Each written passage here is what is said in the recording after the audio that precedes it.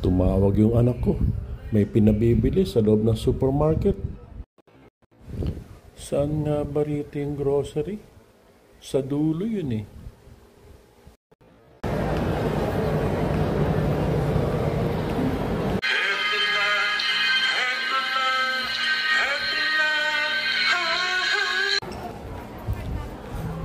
Saan ba yung supermarket dito? Ayun, nakita ko na yung supermarket. Ano na nga ba yung pinabibili?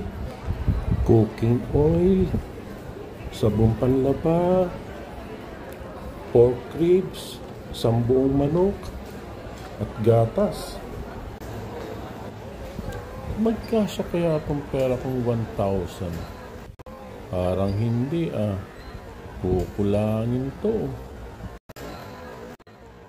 Uh-oh.